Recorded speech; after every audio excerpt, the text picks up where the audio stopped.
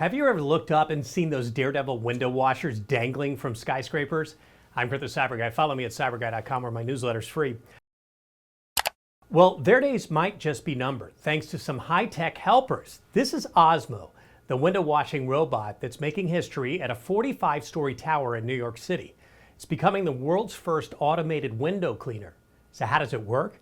Ozmo's robotic arms are mounted on a platform and are equipped with brushes and water so it can zip up and down the building.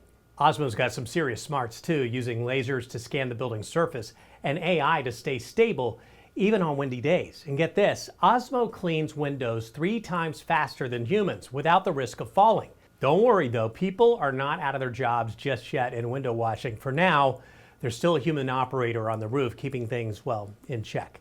So next time you're in New York City, look up. You might just spot Ozmo cleaning windows on a skyscraper. More crazy cool tech like this at cyberguy.com. If you're not getting my newsletter, you can sign up there for free.